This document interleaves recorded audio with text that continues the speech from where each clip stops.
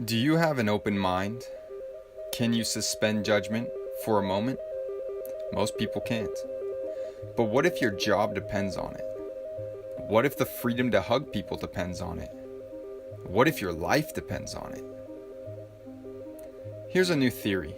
First, consider that we live in a world where everything is toxic. The soil, the water, the air, our food, even our medicines are toxic. Even stress can be toxic. Now imagine that all these toxins are poisonous to us on a cellular level. Imagine that our cells have a defense and respond to this situation. Poisoned genetic material, either RNA or DNA, is packaged up and sent out of the cell in tiny balls of protein. Let's call these balls of genetic material exosomes. Let's imagine that exosomes can act as messages to alert other cells of a particular poison, and so all throughout the body, more and more cells package up the poisoned material and release it. Also, at certain times of the year due to temperature cycles, humans tend to purge a high number of these poisoned genetic materials out of the body, resulting in symptoms of illness. These exosomes neither cause illness nor are they infectious, though they do appear to spread throughout the body. Now, that's exosome theory.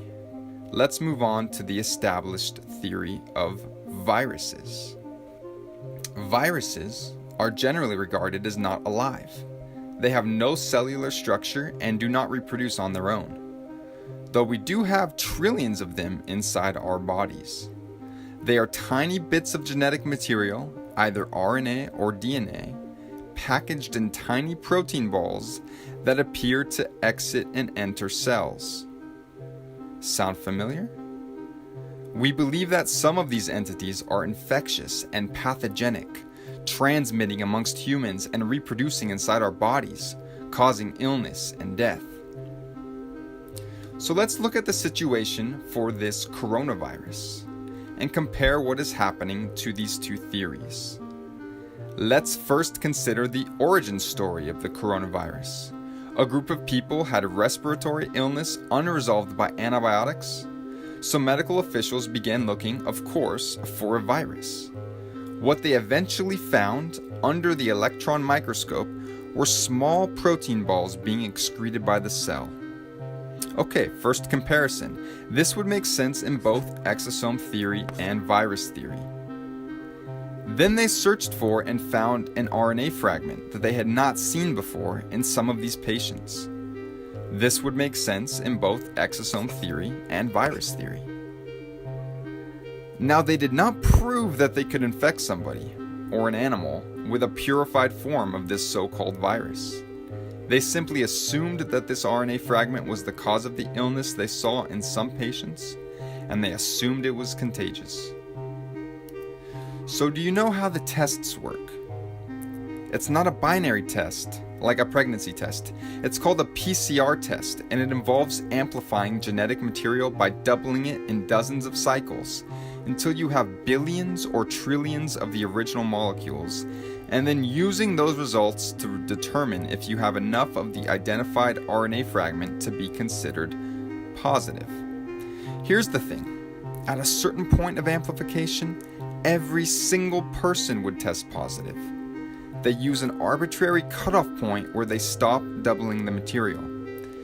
That cutoff point is different amongst different tests for COVID-19.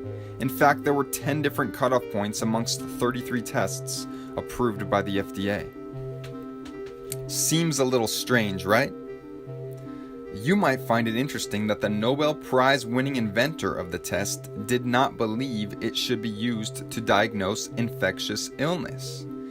And perhaps you've heard about some of the problems with the test, such as the high rate of false positives. But in any case, let's say that after 37 times of doubling a specific genetic material they found in your body, they determine that you have enough of the RNA they are looking for to be considered positive. This could make sense in both exosome theory and virus theory. But clearly there are clusters of people getting ill. Look at New York City. It must be a virus. However, if you are being poisoned by something in your environment, it's likely people near you are too. And if we commonly purge these poisons during specific times of the year, many people may have symptoms of illness all at once. This fits either theory. Now, here's where things get interesting. Let's go to the Diamond Princess cruise ship situation.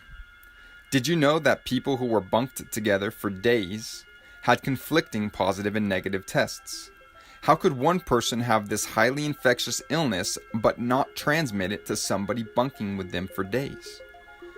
This would make sense in exosome theory, where the balls of RNA are not contagious, but it would not make sense for virus theory, where the balls of RNA are supposed to be highly infectious.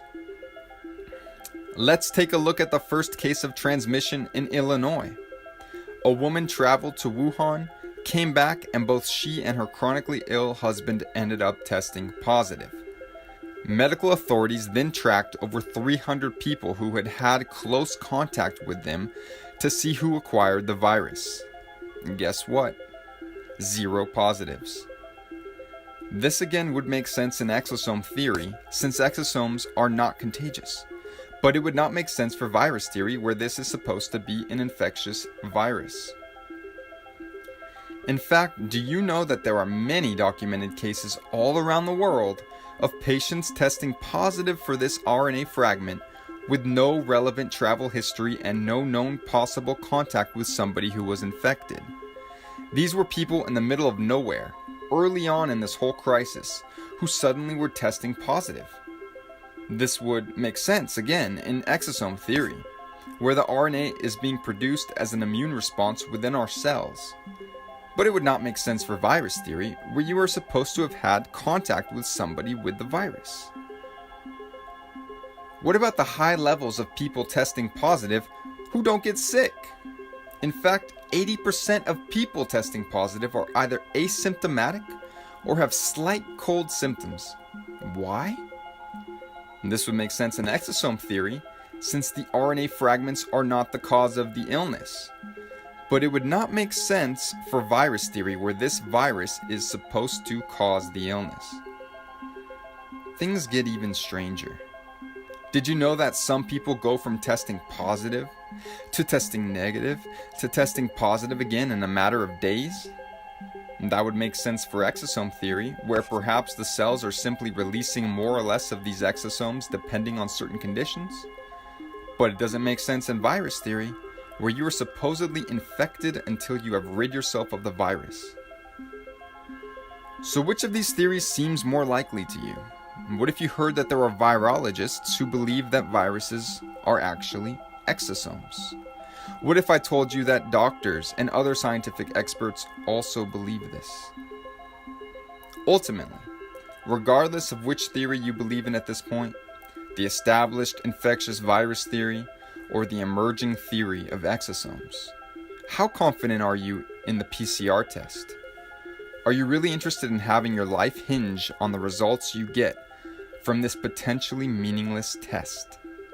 Do you want your loved ones tested? Do you want to be tested? Or shall we perhaps refuse the test?